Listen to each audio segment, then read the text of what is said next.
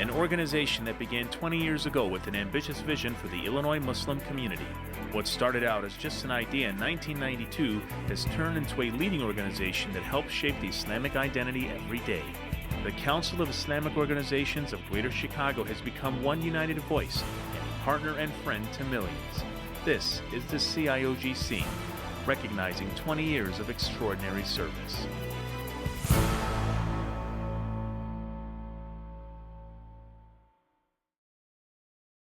The CIOGC is a multitasking group. On any given day, the Council faces different challenges and many tasks. Representative Walsh comments about the threat of Muslims among us are racist and hateful.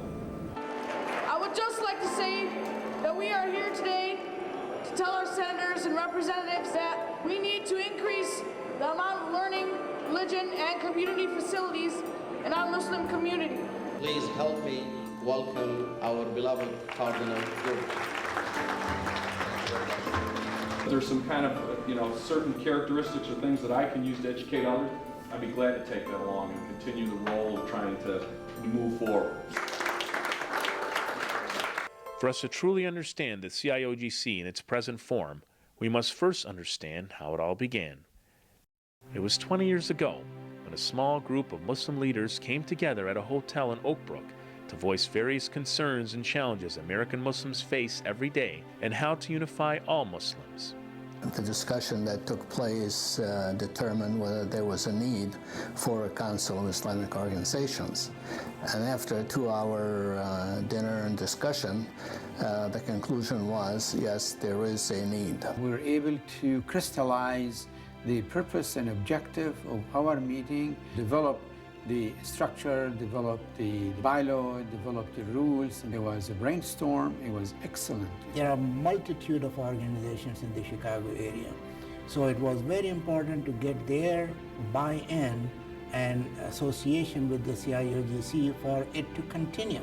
Before the council, we used to depend in that branch of activity on individual efforts. Some form of unity and coordination to achieve maximum efficiency internally and also to represent the Muslims to the outside world and speak on their behalf and push their issues was very much needed. And as the saying goes, the rest is history. The Council of Islamic Organizations of Greater Chicago was formed. The founding members also knew the key to a long-enduring and vibrant organization will depend on developing strong, lasting relationships with interfaith groups and religious institutions. We are part of this society at large, and as Muslims we need to get involved. After all, we are commanded in the Quran to reach out to others, and it certainly became quite evident that that need was there. Islam looks to the good of everyone, and you see that manifested in all kinds of initiatives that the Council has taken. And sometimes we can cooperate in those very practical ways, the anti-violence initiatives, to help the poor positively, and sometimes we do them separately, but we know what is going on, and I'm very grateful for it. Council is a supreme job for outreach to the neighborhood and also the community. The United Methodist Church celebrate our relationship in such an act of outreach presence. For example, that when we really fight for the immigration issue or undocumented people, how we're going to advocate it, and we've been there together. The Council was on the fast track of meeting the objectives its founders set out for. But one single event almost 10 years after its inception derailed the Council and every single Muslim in the world. Attack on America, a special edition of NBC Nightly News. Terrorists declare war on the United States. On September 11th, the news on the radio indicated there was something going on. When I arrived at work, all the executives were watching a television screen, and we were there, many of us aghast, some with tears in our eyes. I had a role to play as the council's leader. I excused myself and went into my office, made some phone calls so that we would have some deliberation amongst the council's leadership, and immediately started working on a press release. I realized we had to be prepared as we found out more and more about who the attackers were. All the Muslims were quite concerned. Several Muslims had started to wonder whether they should continue to use their Islamic names like Muhammad and Ahmad or change them. And the girls were concerned whether to wear scarves or remove the scarves. Thank God there was an entity like Council of Islamic Organization which can articulate a response on behalf of Muslims, advise Muslims what they need to be doing, and connect with media and our neighbors and law enforcement. So suddenly a role came into being which seems the organization was designed for. We gathered in November in Navy Pier, a significant number in support of the Muslim community and support in living together, and telling them that the Muslims are no different from other communities. They care about the community at large, and they care about their children, their job. Charity Without Fear is one of the most important campaigns undertaken by the Council. When Muslim charities were being killed right and left, raided and disbanded without any due process of law, Council stood up. We worked with our partners. We went to Springfield, and Springfield General Assembly and Senate passed a resolution, Charity Without Fear being a rights of Muslims. This is the only state in the United States which has done it.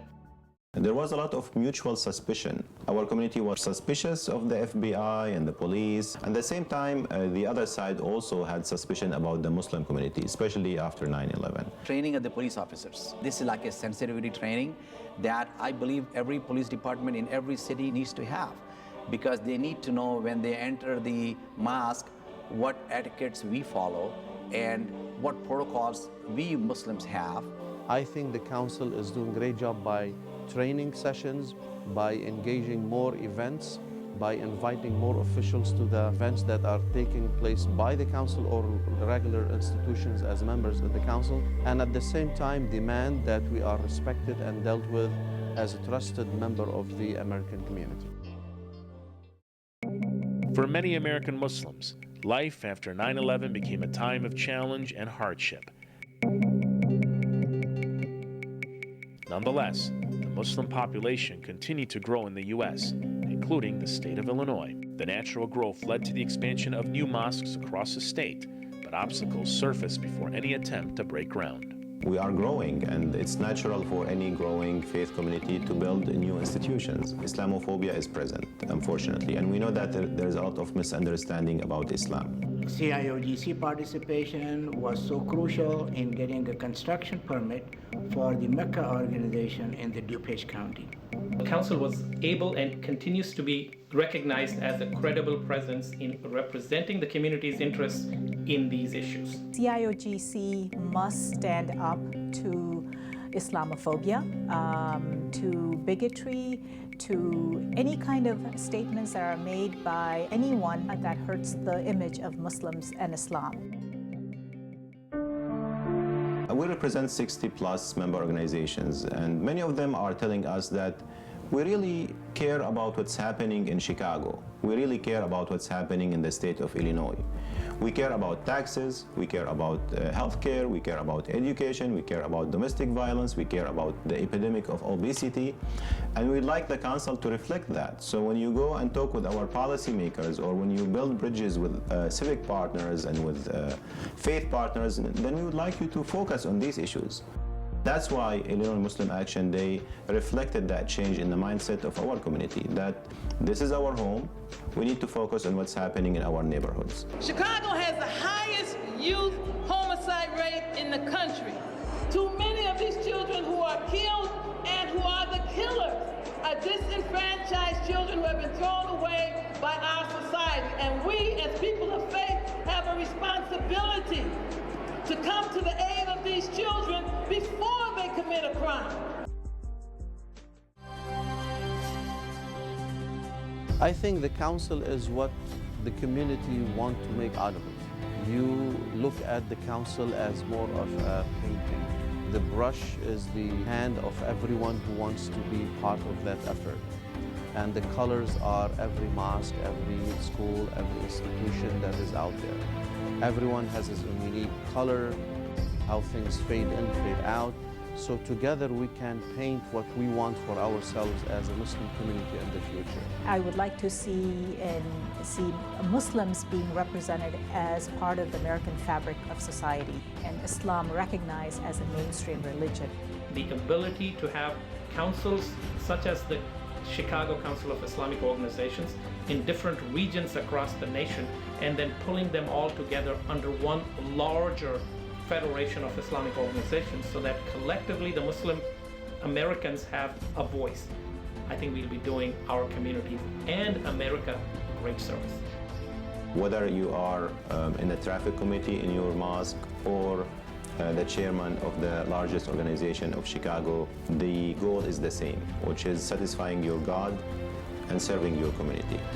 This is our democracy, this is our government, and indeed we are in our house. So please rise up, go out there and not be excited and come back here empowered as Muslims.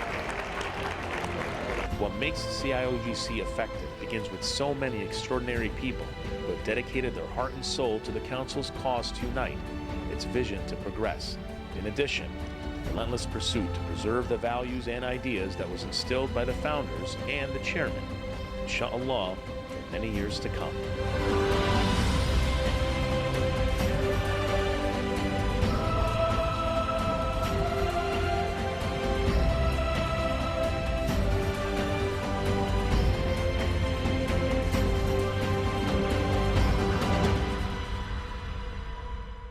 This is the true embodiment of Islam, to demonstrate in action that we genuinely care about what's happening in our neighborhoods, in our cities, and to our neighbors. This is the true embodiment of the Holy Quran.